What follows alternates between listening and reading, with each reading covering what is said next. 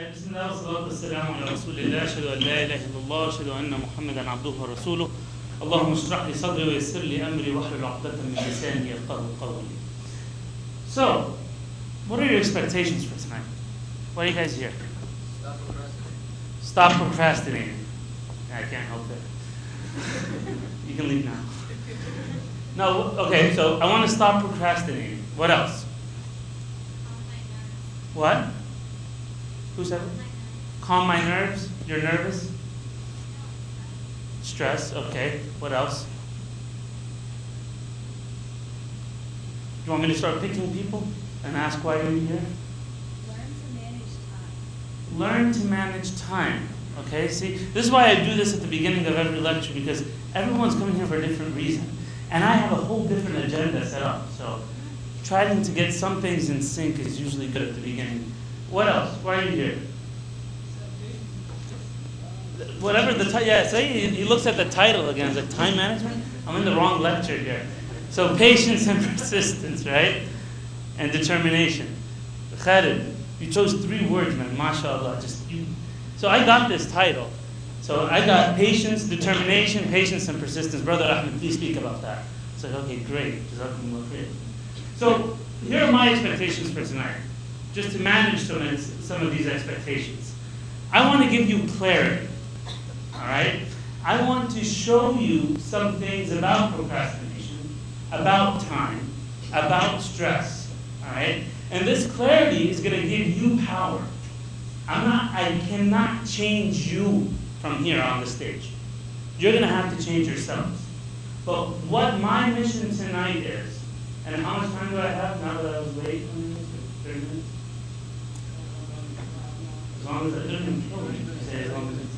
All right? And so my job tonight is to give you clarity in order to empower you so that you can take action and change. That's my goal. All right? Is that okay with you? Really? Okay, alhamdulillah. So let's start. Can everyone please stand up?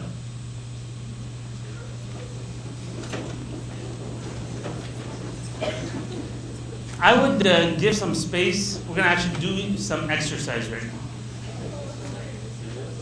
Yes, very serious. Who needs that? Who needs that? I don't know. All right. So it's a pretty simple exercise.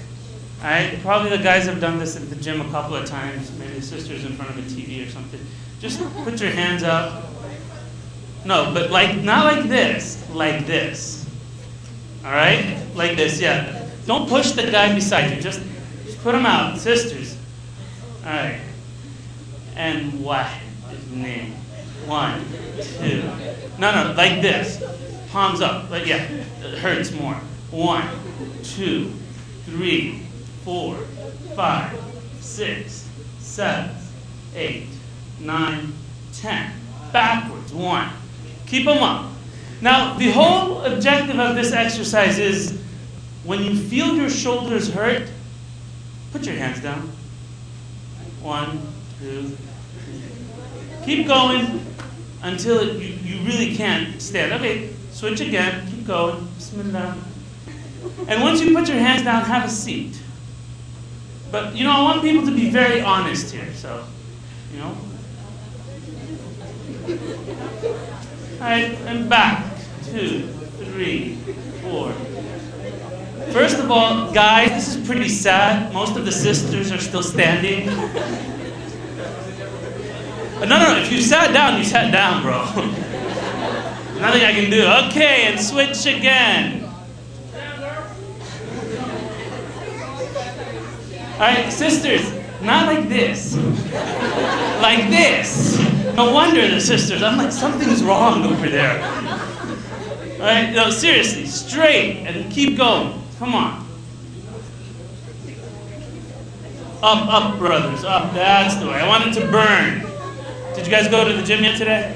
You won't need to, inshallah, after this. All right, and back. Mashallah, very, very good group here. Keep going. I want you to keep going till the last man stands. And I'm going to be timing here.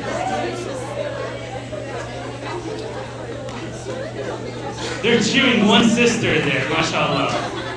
problem is she's not even moving her hands. I'm pausing right now. That's why you're still living.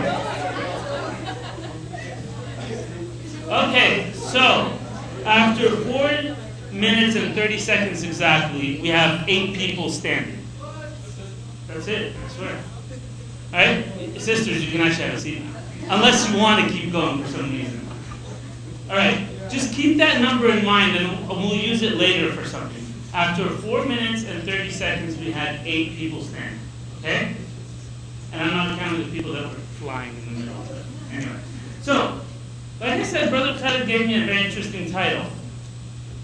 What was it? Determination, patience, and persistence, right? So let's go ahead and define some of these. Because I believe that first, before we can even start talking about them really, we need to know what these words really mean. These definitions I'm not going to get from a dictionary. I actually sat down with myself and started to think, when I say patience, what does it mean? But the way I'm going to present this to you is in the form of stories. Is that okay with you guys? So the first story goes like this.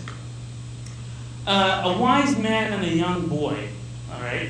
The young boy goes up to the wise man and says, teach me something. And the man looks at him and he says, okay. And he says, come back later, not now. Anyway, days go by, and the wise man goes, picks up the boy, and says, come on, we're going to go to this place. We're going to travel and go to this city. This city is across a huge desert. So anyway, they start walking. They did that back then. They walked through the desert. So they're walking and walking, and it's a really hot day. And the boy is starting to sweat. He's getting really, really tired. And suddenly they come to this oasis, a watering hole, all right, a well. And the boy looks at it and he's running, right about to drink. And the wise man says, stop. Don't drink. And the boy looks at him and says, why? Don't drink. Let's drink from the next watering hole. Let's keep going. And the old man just starts walking. The boy looks at him in complete astonishment. So thirsty, I'm just about to drink. He leaves the water and he keeps going. They walk in the desert, it's hot, he's even getting thirstier, he's sweating, he's about to collapse, and suddenly they come to the second watering hole. All right? And he looks at it and he runs. This is the promised watering hole. He runs, he's just about to drink, and the old man says, stop, don't drink. And the boy looks at him and says, are you crazy? He didn't say that. All right? Are you crazy? And the man says, wait and drink from the next one. And the man just starts walking. The boy looks at him, and he's just about to drink and disobey, and he really is thirsty. Imagine walking through the Arabian desert all this time. And he sees the guy walking far away and just runs and catches up with him. And he says, Sheikh, what are we doing? And the guy doesn't even answer and just walks. Till they reach the third watering hole. And what happens? The same thing.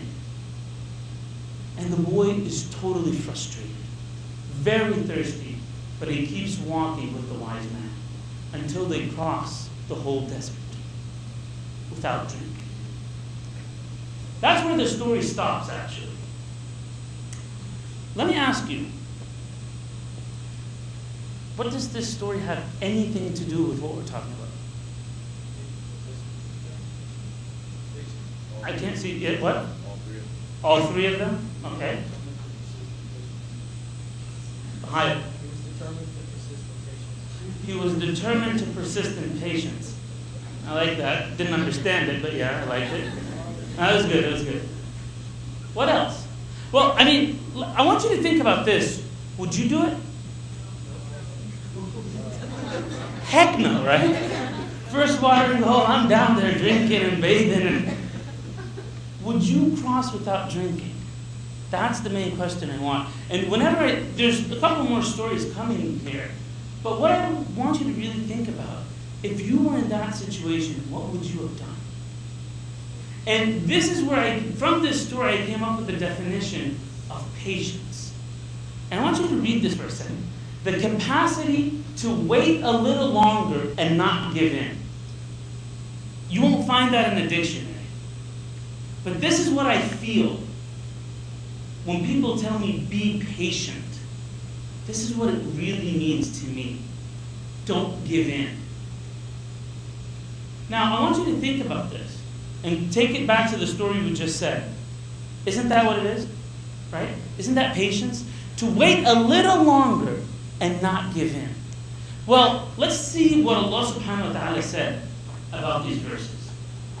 He said, "O you who believe, seek assistance." So let's pause here for a second before we even continue this. Seek assistance. From what? From everything. Everything that's tough, whether it's exams, whether it's the deen, whether it's your parents when they get on your nerves, whatever it is, seek assistance through patience. Ista'inu bis-sabr. So now, take that word patience out and put the new definition we put in. Seek assistance through going a little farther without giving in. So when you're just about to roll your eyes at your parents or to yell back, say, "All right, let me wait one more word out of them, and then I'll do it." All right? And when they say that word, you say one more word, and you just keep going that step by step. Just like the story of the well. Just wait till the next well. Trust me, sooner or later you'll be done with the whole desert without drowning. But Allah subhanahu wa ta'ala said, through patience and prayer. Usually when these verses are quoted, and I have this green part, that's where the shuyukh usually, focus. Allah is with those who are patient. Brothers and sisters, be patient. Why? Because Allah is with those who are patient. But what does patience mean? Someone tell me what it really means. It means when you're doing that exercise and you wanted to drop your hands or you didn't and you went back up again, all right? Just keep going. That's what it is. Who goes to the gym? Bros. All right? You know when you're doing your bench press? All right? And it's that last one. And you're sweating. And it's get away from me. It's that. That's what I call patience. It's crunching on your teeth and putting everything you've got to go one more. And that was just number 6, and you need to go 3 more. All right? But that's what patience is. So when Allah subhanahu wa ta'ala says, "See, oh you who believe," He's not talking to anyone. The Quran goes and talks to different people. He could say, "Oh people." He didn't say, "Oh people" here. He said, "Oh you who believe." Because this patience will only come from belief. Oh you who believe, seek assistance through patience and prayer. And why prayer? Why do you guys think prayer? Why prayer? Why specifically prayer? Okay, one at a time, please, inshallah. If you pray, it gives you time to sit back and reflect. Good. Keep that in mind. We're going to use that in a little bit. What else? Hope. Patience and hope. Okay. That it will get better. That you're almost done. And part of prayer is dua. Yes. You may ask for patience. Beautiful. Dua. Prayer in the Quran comes many times, and one of the most common meanings of prayer is dua, actually. Not just the physical prayers that we do, but it actually comes in many places in the Quran meaning dua. So, be patient and ask Allah for this patience. Sister in red? I was just going to say trust Allah. And trust Allah. We'll get to that. There's a whole verse about that, inshallah. So let's take a look at the next one here. And we will test you. Exam times, it shows verses about tests and stuff. All right? And we will test you with some fear, hunger, geology, physics, and all that kind of stuff to decrease you in wealth and souls and so forth, and give glad tidings. Here's the point.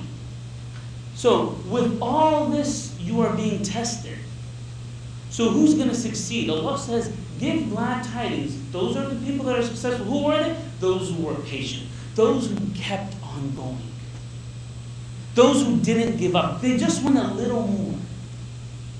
That's it. That's what patience is. And Allah subhanahu wa ta'ala says, how many of the prophets fought in Allah's way, and with them fought large groups of people. And look at these. But they never lost heart. Who said hold? See? They never lost heart if they met with disaster in Allah's way, nor did they weaken. When you want to give up, studying, praying, you guys get that feeling sometimes, I just can't do this anymore. When you're right there, nor give in. And Allah loves those who are firm, steadfast, and patient. And imagine if Allah loves you. What kind of strength will you have? And it's all from just, like I said, waiting for that next well. Waiting for that next watering will just keep going one more step. When brothers or sisters are trying to stop something that they're doing that's not good, whatever it is, I tell them stop it one day at a time. So say, today I'm not going to smoke, but tomorrow I will. Inshallah. Okay? And then when tomorrow comes, say one more day. Just one more day. And just keep playing that one more day scenario. Alright? That's patience. We'll get to the second one right now. So the second story. The second story is going to be about determination. And for that, we're having a little history session. Who's heard of Muhammad al-Fatih? Mehmed II, Muhammad the Conqueror. These are all the same people, by the way. Alright. And what's he famous for? Capturing or, conquering Constantinople, which is modern day Istanbul, to be specific. This is the map of Constantinople. And what I want to do very quickly is tell you a brief story of what Muhammad al-Fatih did to illustrate determination. Now, first of all, this city, this one city, was named the safest and securest city on earth. You guys watched the movie Troy? Or any of those war movies? You saw that the cities back then had huge walls, right? This city had 3 layers of walls. So you would finish one wall, you'd find another one, and a third one. Alright? And it was surrounded by water from all directions. It's a peninsula. Now, since the time of Umar ibn al-Khattab, that's very close to the time of the Prophet, Muslims have been trying to conquer this one city. I want you to imagine, 800 years, Muslims are trying to conquer this one city. First of all, talk to me about not giving up. 800 years. And the Muslims are still trying to conquer this city. Now, Muhammad al-Fatih comes, and his teacher, his sheikh, tells him about a hadith of the Prophet ﷺ.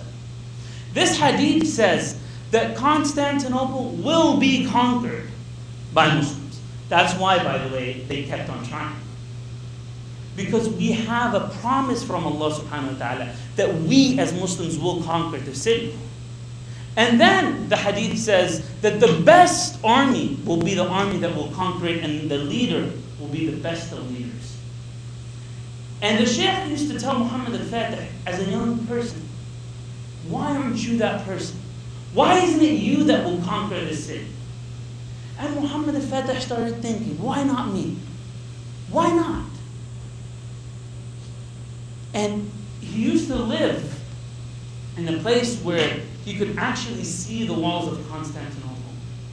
And it's narrated that he used to take his horse into the water until the water reached the neck of the horse, and he would look at the walls of Constantinople and yell, "It will be me, it will be me." This man had vision. Now, he didn't go back on Facebook and write, "It will be me." All right? He didn't train on Xbox or PlayStation 3. All right? This guy actually learned 7 languages. The art of war, science. He learned so many things to prepare him to be the conqueror of Constantinople. And at age 21, and in other narrations, 23, wow, big deal. All right? Muhammad al-Fatih was able to conquer this city. And I want to show you very briefly how he did it. Because the story in and of itself is a lesson. So this started as a naval battle where these here were the Roman ships. Okay? So this is the weakest point right here. Somewhere around here. Alright? This was the point where strategists say we had to enter the city from this point. Alright? Everything else was too secure. So, anyway, the Roman ships were here, the Muslim ships were out here, and what they did was they built a boom, or something like a huge chain, right, in the middle of this sea right here, so that the Muslim ships could not come in. Now, in some narrations it says that the Muslims fought for 20 days. Every day we were losing, basically, to say the least. Let me put it that way. All right. For 20 days, Muslims were losing. They were trying to enter, and they were getting beaten by the Romans. Now, if you were Muhammad al-Fatih, what would you do? Let's think about that for a second. You know what? I tried. I actually tried my best. Right? I mean, Muslims have been trying to do this for 800 years. Who said it's going to be me that will change it? I tried. Look at how many Muslims died. It's been 20 days and Muslims are dying. I think it's time to go back. But he didn't say it. He said, we will enter Constantinople. Let's just find a way to do it. Do you see the difference in language? One is determined. So one mindset is, we will conquer this city. There must be another way in. The other is, I tried everything I can, and there's just nothing I can do. Do you see the positive and negative attitudes here? So let's take a look at what he did. Because really what he did wasn't impossible, by the way. And because of his determination, he said, we have to enter. So come on, let's think of something. And here's the idea. They took this land right here, and they chopped down the trees. And they took the tree trunks and greased them, and put them logs one after the other. What does that create? Rollers, right? In one night, brothers and sisters, the Muslim army carried 52 ships out of the water onto these rollers, pushing them 2 miles on land into the Roman Bay. That's cool, right? That's what I thought too. And subhanAllah, the Romans woke up the next morning. They heard Allahu Akbar, Allahu Akbar. It was an instant psychological defeat. It was a matter of days, and the Muslims had conquered Constantinople. Brothers and sisters, what kind of determination did Muhammad al-Fatih have? Now, I'll give you the definition that I have of determination. It's the firmness or willingness to give everything you've got for a certain purpose. That's what determination means to me. Based on everything I've read, that's what it means. Now, like I said, this is not a fancy dictionary definition. But this is what I feel. It's the firmness. I'm not going to budge. I'm determined to finish this. And I'll give everything I've got for this purpose. Do you guys like this definition? Does it make sense? So using this definition, this is my question to you. Look into your lives for a second. And I want you to tell me, what are you determined to accomplish? What are you willing to give everything for? Is it law school? Med school? Yes, I hear it. Yes. Everything. Jannah? A lot of heads go, yeah, but Beta, show me the stuff. I mean, what are you really determined to accomplish? And I want to pause here, and I want you to really to think about this. Again, I'm not here to give a lecture and then once you leave, it's all evaporated. I want you to really think. So I'm going to actually stop talking for 30 seconds. And I want you to think of one thing in your life that you are willing to give everything you've got for it. You've got for it. You've got for it. You've got for it. You've got for it. You've got for it. You've got for it. You've got for it. You've got for it. You've got for it. You've got for it. You've got for it.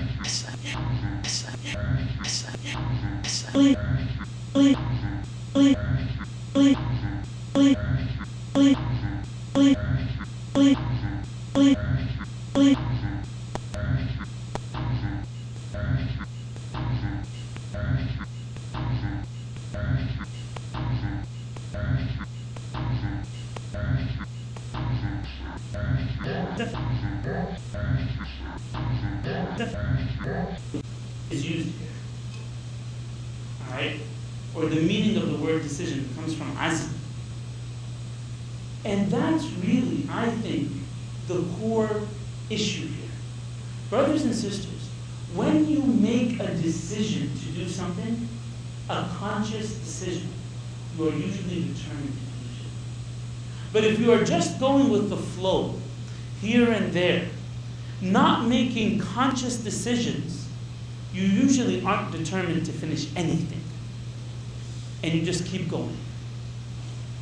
So the key here is make decisions even if they're wrong.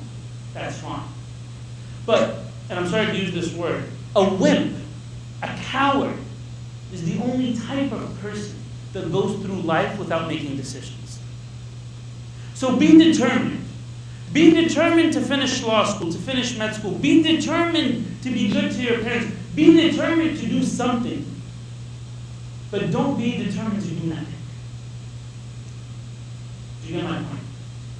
So sit consciously with yourselves. And again, wallahi, I swear by Allah, this is the time of your life. This is when you actually start road mapping where you go in life. And unfortunately, when I look back at college, many people, including myself at that point, were just living it. We didn't think about it. You know what? The most thing we thought about was career. Where is this going to get me? You know, what kind of job can I get out of this? How much money will I make? That's it. Trust me, that's the least of your worries. But to become determined, to come to a decision with yourself that, you know what? I'm going to take this road, and I'm going to walk down, and I'm going to be persistent. And that's the third definition that I want to move into. And the third story you are all familiar with. Actually, very familiar with. And let me just make sure you have something here. And this story is very dear to me. And it goes like this.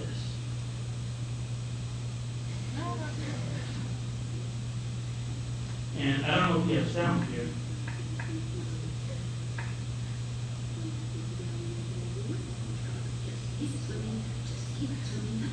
Keep swimming, swimming, swimming. What do we do? Swim, swim. Doreen is saying, Oh, I love to swim. Doreen, When you want to swim, you want. see, I'm gonna get stuck now with that song now tonight.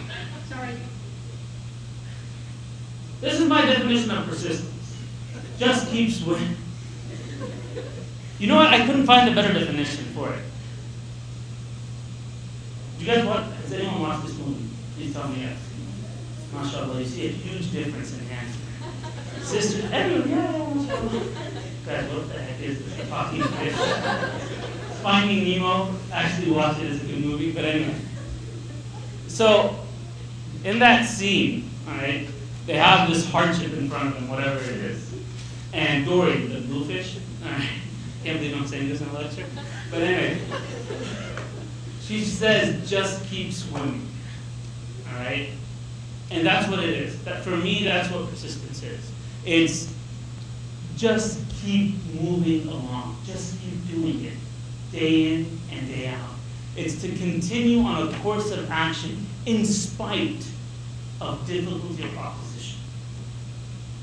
In spite. I mean, if everyone around you says, what are you doing? I'm persistent. I keep swimming. I just keep going down that road. And brothers and sisters, one of the decisions or one of the things that a lot of people go through, especially in college, and I'm saying this because I myself went through this, is, you know, coming closer to Allah subhanahu wa ta'ala, right? And coming closer to Allah subhanahu wa ta'ala is one of those things that really needs a lot of persistence. And I remember myself, once I started becoming more religious, I found opposition from almost everyone around me. Friends, family, everyone. And I think, you know what, I didn't know it was persistence back then. But it was something else. But it was that to continue on the course of action and just be blind to anything else around you and just keep going towards that goal that you have in mind.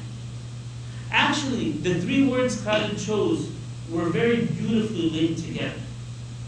Patience, persistence, and determination. And I think after these three definitions, you can see where they're linked. And if I were to summarize it in one thing, it would be this. It's that force within you that just keeps moving you forward.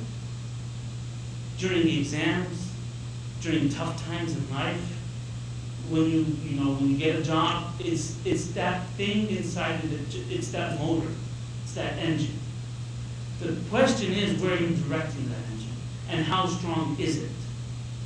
And inshallah, that's what I want to talk about a little bit when we come to the tools.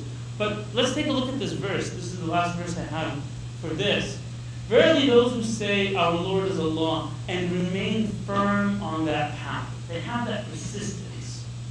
إِنَّ الَّذِينَ قَالُوا رَبُّنَا اللَّهُ ثُمَّ اسْتَقَامُوا.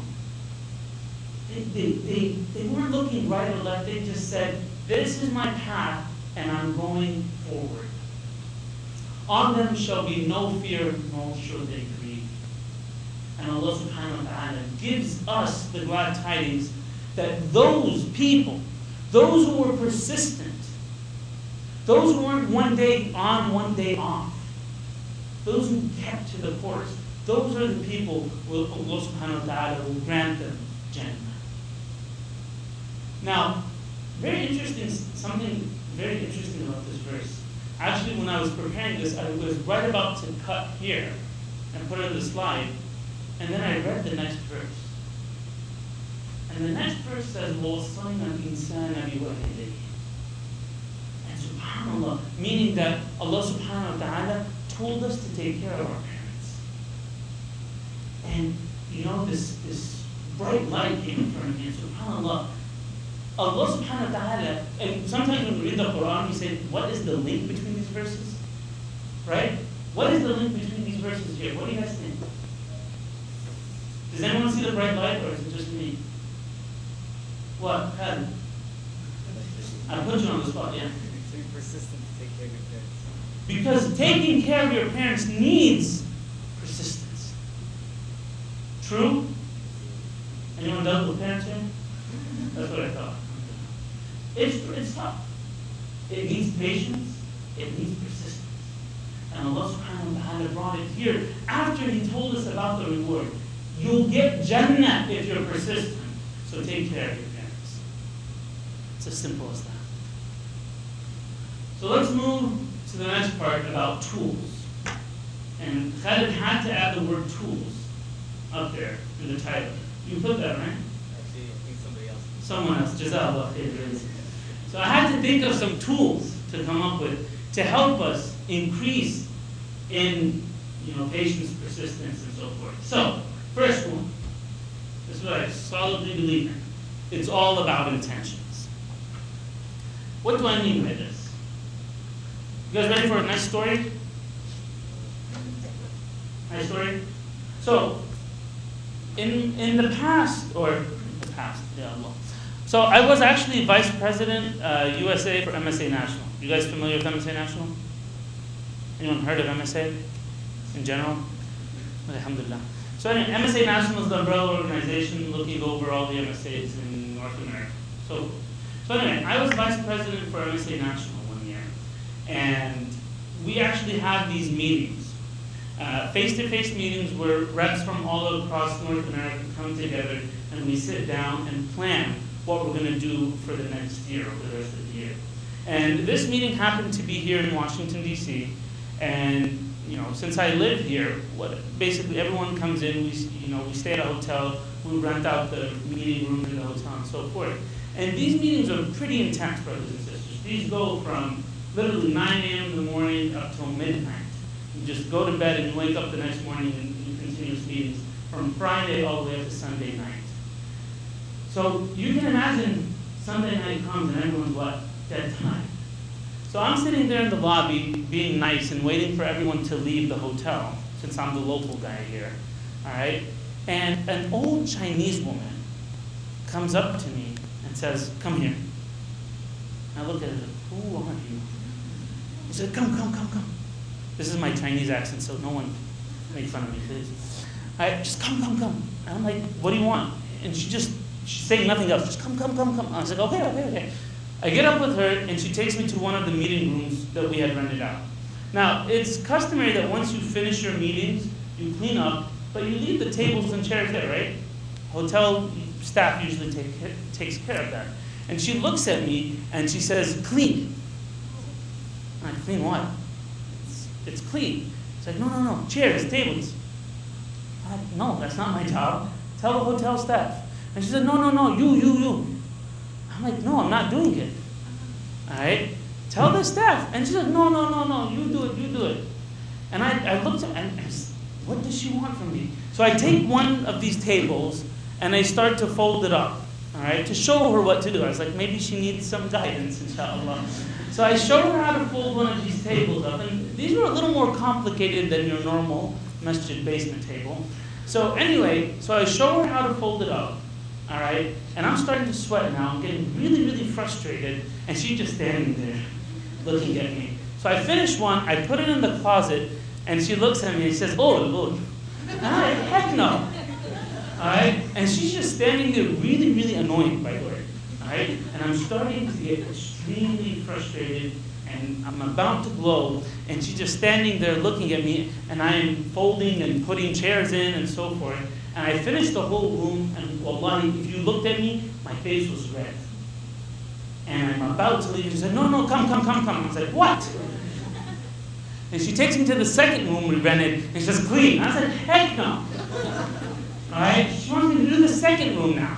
And I'm standing there, and suddenly, brothers and sisters, wallahi, I kid you not, I remembered something. And I remembered that, so I give a lecture about intentions. And I remember for some odd reason, I remember this lecture about intentions. And I tell myself, okay, that's why I'm pissed off. That's why I'm so upset right now, because I don't have an intention. I'm doing it for free. All right? So I tell myself, okay, Ahmed, find an intention. And wallahi, I search my brain and I can't find a single valid intention to do what I'm doing. All right? So the first intention that usually comes to mind is what? good, dawah, good Muslim, mashallah. Muslims are good and stuff like that. And I tell I'm actually replying back to myself and saying, this is an old Chinese woman. She probably doesn't know when she's in America. She doesn't know what Muslims are. She's really old, I kid you not. And for some odd reason, I totally disregard that intention. All right? And I tell myself, she probably doesn't even know I'm Muslim, and so forth. And then Allah subhanahu wa ta'ala tells me, this is a human being that needs help, and you're helping.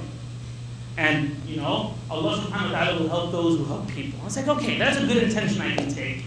And the second part, so I answered the why part, right? So this is what I give in my lecture. There's two parts of the intention. Why am I doing it? And the second one usually is, what reward do you want out of this? What do you want out of this? So I tell myself, Ya Allah, somehow show her I'm Muslim. And wallahi al-azim, brothers and sisters, I'm finishing, I'm putting the table in, I put it in the, something like this, a closet, and I turn, and she's standing like this. And wallahi al-azim, I'll never forget this. She points at me, and she says, Muslim man, very good. And I'm like, what? And wallahi, and this is a split second.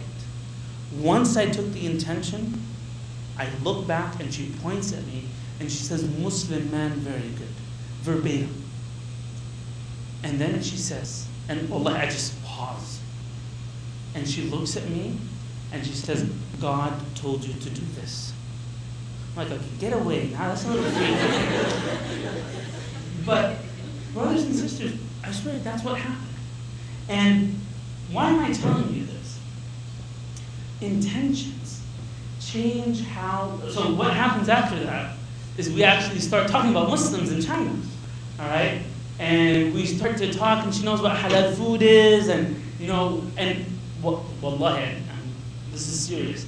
As soon as we had that little conversation, she told me to stop working. That's it. And for some odd reason, I told her, no, let me finish the rest of the room. And, Muslims are good. Yeah, very good, actually. Let me show you now.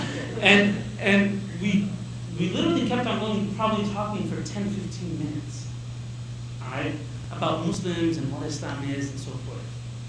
And subhanAllah, I'll never forget that. Because at that point, Allah subhanahu wa ta'ala showed me something.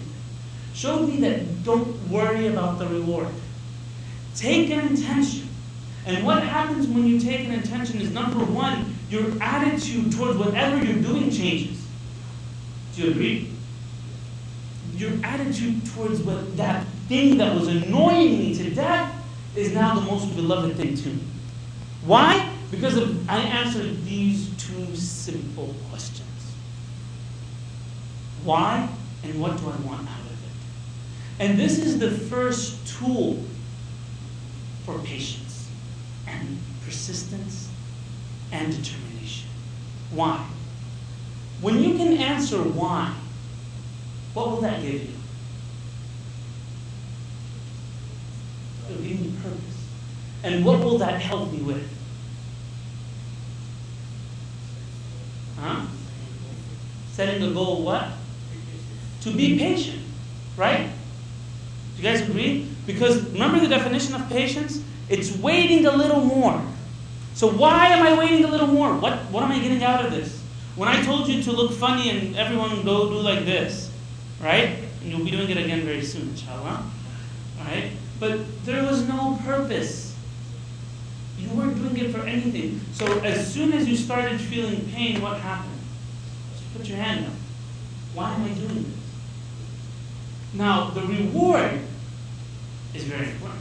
What does that help you with? Goes back to the why, but the reward is different than the why, by the way. Because the reward, I asked Allah subhanahu wa ta'ala in my head to show this old Chinese lady that I'm Muslim. And by the way, Allah gave me exactly what I asked for. If I had asked for, maybe, for her to become Muslim, maybe Allah would have given me that. I never asked for Allah. I never asked for. But whatever you ask for, because Allah subhanahu wa ta'ala says, أَنَا عِنْدَ ظَنَّ عَبْدِي بِي, I will fulfill your expectations of me. Whatever you expect that I'll give you, I'll actually give that to you. So my expectations of Allah subhanahu wa ta'ala was that He show this woman that I'm Muslim, and that's what He gave me. Did you guys get this? And that's what will give you determination. Muhammad al-Fatih saw it in front of him. He saw Constantinople being conquered. And that's why he kept going. So remember, the first tool you have, let me put it this way.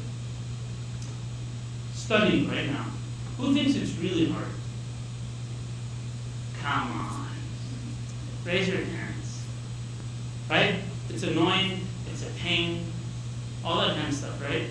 Now, if you were to look at why are you studying for what exam do you have coming up? Organic chemistry? Yeah, I don't have intention for that one. But organic chemistry, why? Exactly why, right? So some people have no idea why, and that's why when they sit and study it, they're extremely frustrated. But let's try to find an intention. Who's going to med school after that? Inshallah. So you're studying organic chemistry. Do you have a nice why? I can't even see the speaker. It's one of the core prerequisites, yes. Right? And what do you get if you get a good reward there? So this person has a reason to do this. And that's what will give you patience and determination to keep going. The second tool, because I know it's getting late, the second tool is raise the stakes. And look, mashallah, mashallah. So, raising the stakes here. And what am I talking about? So, I want you to examine yourself studying for a 5% quiz versus a 60% final. What happens here? What's at risk is very, very different. True? So therefore, your determination towards finishing whatever you're doing right now is changing. I'll get back to this, but let me actually wake you guys up and let's do this exercise again. One more time. But this time, we're going to add something. And I kid you not, right here in my bag, I have this. An opportunity to get at least tonight 70,000 good deeds. Who wants that? I kid you not, 70,000. Just try to imagine what you did back today. Bros. Alright? 70,000 good deeds could take away a lot of things. So, now, can you please stand up if you want this? Now, this time, let's see if we can go longer. Alright?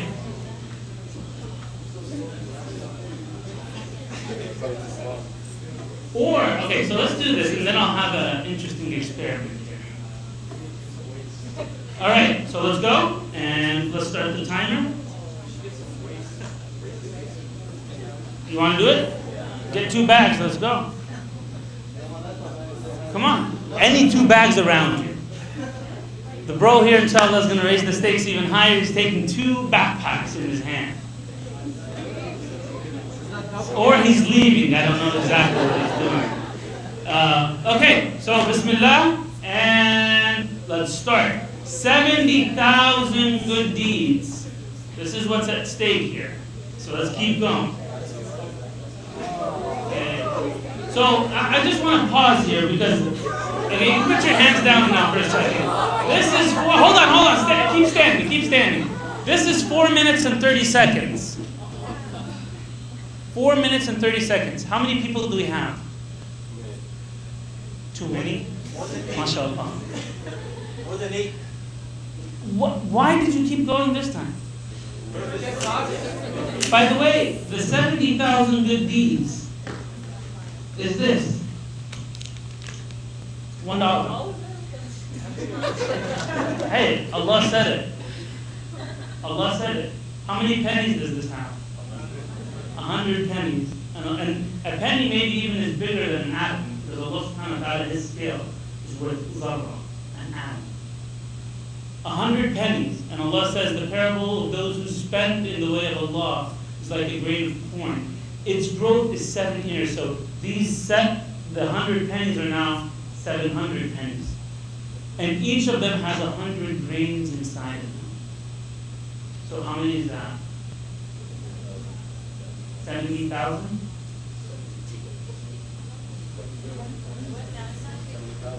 Multiply that by 10. Because Allah subhanahu wa ta'ala gives every good deed times 10. So brothers and sisters, this $1, so I have a couple of $1 here. And how will this go to be continuous? We'll just put it towards building a masjid. I promise you. Alright?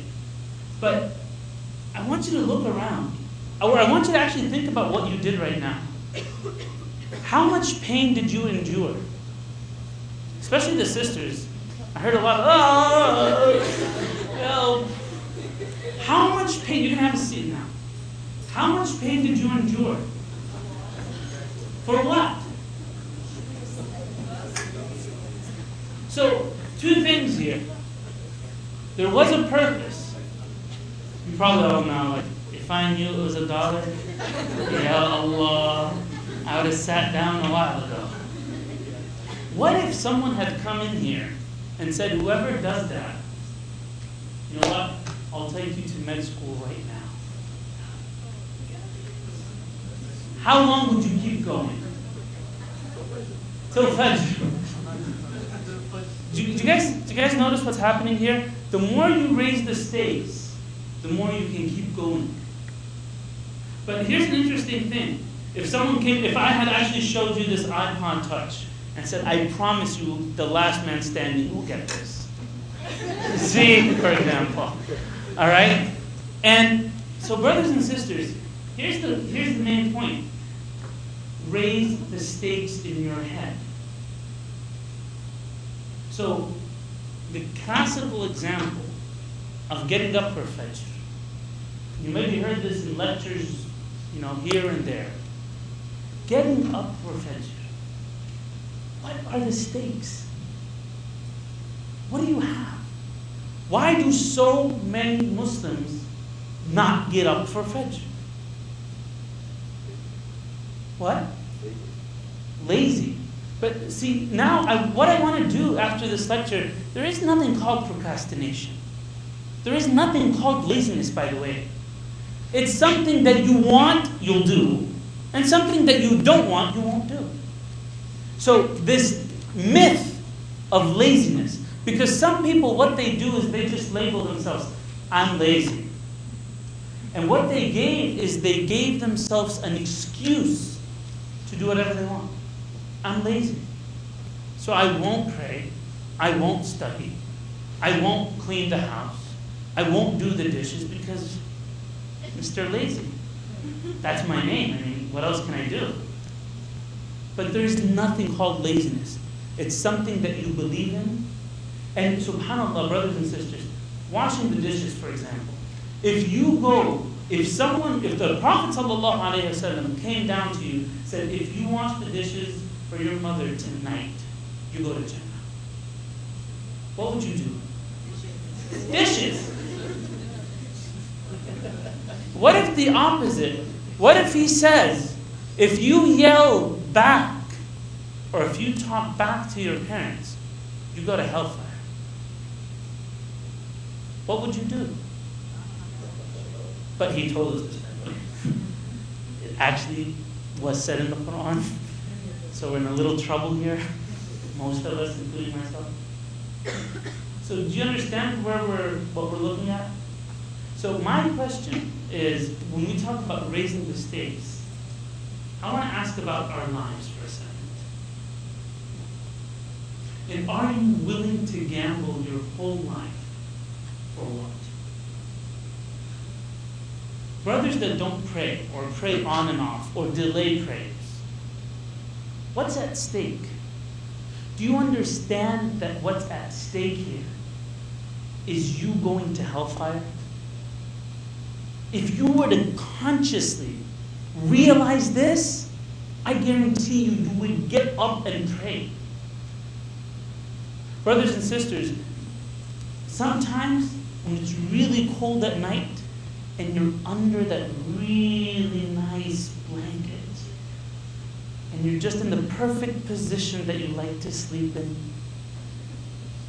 and Fajr comes and you say, Astaghfirullah, snooze. And 9 minutes go by and Astaghfirullah, snooze.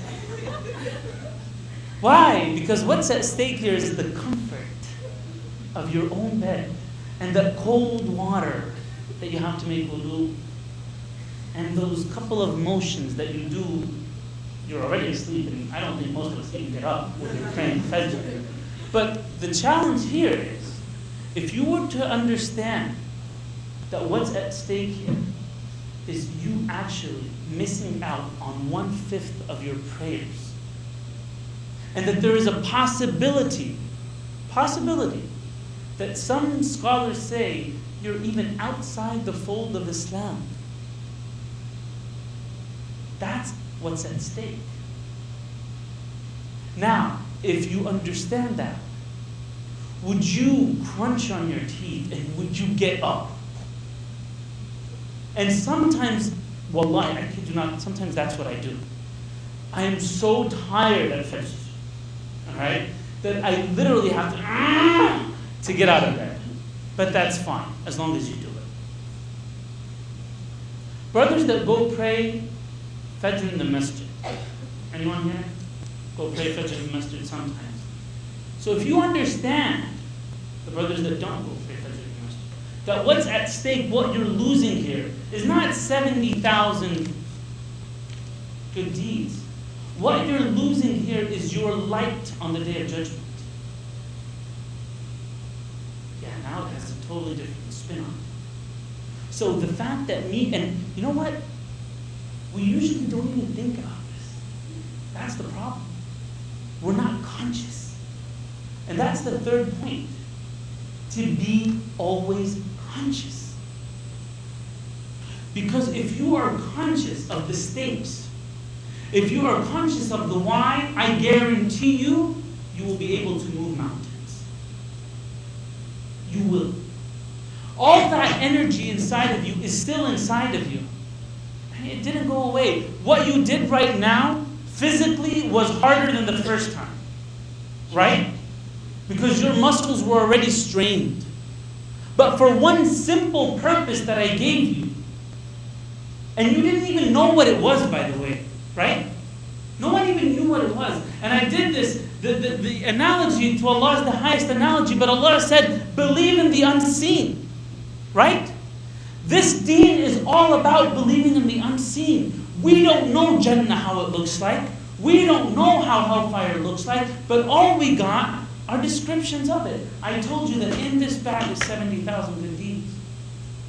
And you did wonders for it. You went beyond your comfort zone for it. And that's what Allah requests of us. Go beyond your comfort zone for Him. That's it. So every time you're just about to give in, every time you're just about to give up, take one more step. Just keep going one more step. Be conscious of what you're missing out on or what you're getting yourself into. And brothers and sisters, exam time is the worst time to talk about failure. Would you agree? But let me tell you the ultimate story of failure that has affected each and every person in this room. And that is the failure of our father Adam. Did Adam fail or succeed in his test? I just said it, come on. He failed. He failed, right? What was the test? Was Adam, Allah subhanahu wa ta'ala, when He created Adam, did He create him to live in the heavens or on earth? Heavens. Wrong. Because Allah subhanahu wa ta'ala said in the Quran that we have created mankind as a guardian on earth. So why was Adam in the sky? Why was he in heaven? It was a workshop. It was a training class. And the training was this. And once you understand this, subhanAllah, for me, this was truly a changing point in my life. Adam was subjected to the same circumstances that we are all subjected. A lot of things are halal, some things are haram. He has an internal desire, and the shaitan keeps whispering in his ears. Adam failed. Now, when we hear this in Sunday school, we hear Adam failed, that we should repent after we do a sin. But my concern here is, why did he fail? So we don't do the same things. Make sense? He failed, Allah subhanahu wa ta'ala says, because of two reasons. And I challenge anyone in this room, look at anything you failed in life. If you can find more than these two reasons, come and talk to me. Allah subhanahu wa ta'ala said, وَلَقَدْ عَهِدْنَا إِلَىٰ آدَمَ مِنْ قَبْلِ فَنَسِيَ وَلَمْ نَجِدْ لَهُ عَزْمًا. He forgot, and he did not have enough determination in it. Think of any sin that you have committed. Think of any failure that you have been through. You either forgot the reason why you're doing it, you were not conscious of the stakes, or you were very conscious of it, but you did not have enough determination to go through. True? Think of any sin. It will come back to these two reasons. So the three words we're talking about today here, patience, determination, and persistence, really are the keys to success. Brothers and sisters, what can I say? The forgetful part, I'll tell you some tools that can help you. Prayers. 5 times a day, you break your day to pray to Allah subhanahu wa ta'ala. Even if you're not fully conscious during prayer, you're at least conscious of Allah subhanahu wa ta'ala. Those who go the whole day without stopping to pray, they have lost connection with Allah subhanahu wa ta'ala. And therefore, they have lost connection with the remembrance of success. Because from Allah is all success. And if I had told you, and inshallah, and again, this needs practice, I'm not saying that this comes naturally, but like I said, if I had put an iPod up here, you would have more people standing, by the way. But because our heart is still attached to the dunya, that's why. But supposedly, the companions, when you told them that they will be in the companionship of the Prophet ﷺ, that was more beloved to them than the earth and everything on it. That's it. They have a different purpose. They have a different goal. Brothers and sisters, I know that coming closer to Allah subhanahu wa ta'ala may seem very hard. I have 3 sisters, and I know how, sisters look at hijab. It's very hard, or at least they perceive it's very hard. I know that going to the masjid is very hard for the brothers. But remember what's at stake. Remember what the goal is. Remember what you're gambling with. Your life. An ultimate pleasure or an ultimate pain. That could be another topic we can talk about, to visualize what this ultimate pain or pleasure looks like. But fasting is a second mechanism, tool, really, to practice patience, persistence, and determination. And the last one that's really forgotten is remembrance. Dhikr. Just while you're walking, instead of being on the cell phone, oh, let's see what happens there. Just say subhanallah. Just by saying subhanallah, you are aware of Allah subhanahu wa ta'ala. Then right there comes into your brain, oh my God, I did take an intention today. Why am I doing all this? No wonder I'm so upset. I don't have an intention. And maybe, I can't remember actually, but maybe what made me think of an intention when I was with that Chinese lady was I was saying Astaghfirullah al-Azim or something like that. And then it came to like, Allah. I didn't do anything for Allah. This is not for Allah. And then that made me pause and think, what is my intention?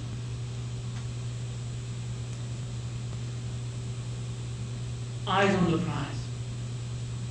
You're familiar with this phrase. Are you familiar with this movie? Always the sisters. You can always depend on them for the The Pursuit of Happiness. Does anyone remember the movie? I think it was a great movie. I watched it, I can't remember, on a plane or somewhere. But it was truly a great movie for one reason. It showed me one thing. When a man has a goal, and he is so determined to reach that goal, what he would sacrifice for it.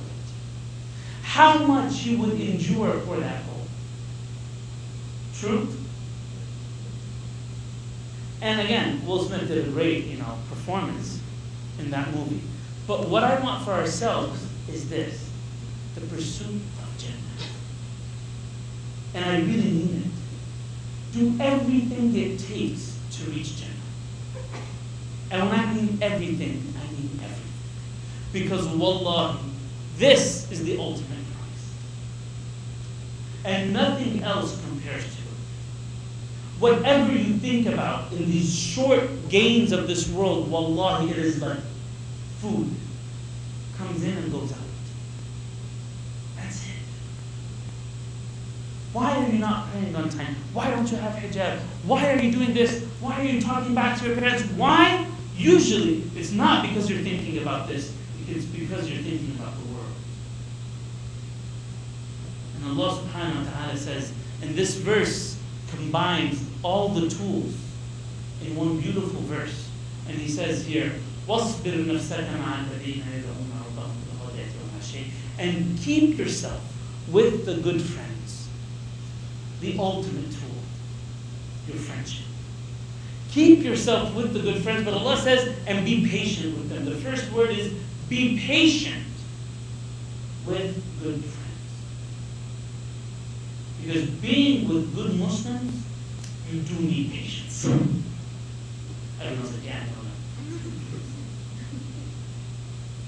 Be patient with them. And look at this. Who call on their Lord morning and evening. The verse says, be patient with those who call on their Lord, those who want Allah morning and evening. What's that? That's determination right there. Right? Morning and evening. These people don't stop. Seeking His face, seeking His pleasure, and don't let your eyes even pass beyond them to look at the glitter and glamour of this world. Don't even look the other way. Focus. Eyes on the prize. Eyes on the good companionship. Eyes on the good friends. And don't look anywhere else. And don't follow those whose heart is not with Allah subhanahu wa ta'ala. And who have forgot to remember us. Because once you forget, that's half a failure. That's half a failure. Now you know why dhikr is so important. Now you know why salah is so important. Because it's that remembrance. It's half of success. And the other half is up to you. It's that determination. And it comes from one thing, your intention. That's what it is. A word about exams, very quickly. All through when I was a child, I've always asked myself, why do we have exams? I hate exams. I still hate exams. Alright? And subhanAllah, maybe recently I came to a realization. Despite the fact that they're useless, alright? One of their benefits is to give us an analogy to the ultimate exam. And if that's the only benefit from them, that's enough. Right now, you are all going through exams, right? You rush home to study. You stay up late nights to study, right? You're putting so much effort into this exam because of the stakes. Because what's at stake here? You'll be, if you are planning to go to med school, you'll be focusing 100 times more on that organic chemistry exam than a brother that doesn't even care about med school and is going into, I don't know, whatever, political science after that. Or going into law school. All right? I wouldn't care about that. So what's at stake here is very different. Now, the word I have about the exam is this. Inshallah, you'll all succeed, you'll pass. That's not the problem. Because some odd way, we find a way to get it done. True? Well, what? We find a way to get it done. It's so interesting. We stay up after Fajr, before Fajr, we don't sleep the whole night, we just get it done, we go to bed the next day, Red Bull, this, that, we get it done. My point is, can we have the same attitude towards Allah subhanahu wa ta'ala? That attitude of do all. The attitude of give it everything you've got. Now, I'm asking you this because you feel it these days. You're in it, you're in the zone. Can we be in that iman zone? Where everything we think about is for Allah subhanahu wa ta'ala. I guarantee you'll be happy. Wallahi, I guarantee you'll be happy. Because Allah subhanahu wa ta'ala said that whoever looks the other way and does not remember me, I guarantee a miserable life for them.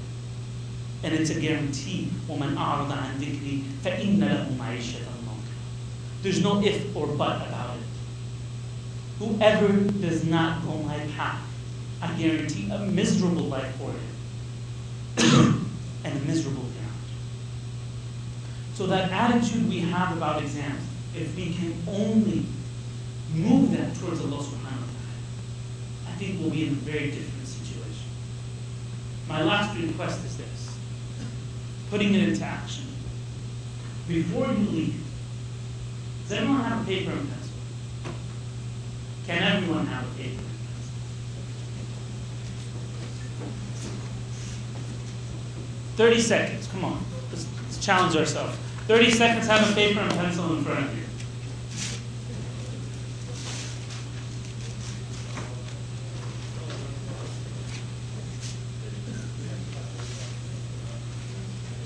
And we're in a college, mashallah. We're in a university. We still can't get a paper. This is where it all comes together. If you leave at this point, basically what happens is it's all words. And it will evaporate probably within the next hour, hour and a half, usually. Okay? But what we want to do right now is, in the midst of this energy, I want you to write down 3 things that you've quote unquote been holding off. You've been lazy about. You've been procrastinating. Now, hold on, before you start writing, try to have these 3 things related to what really counts.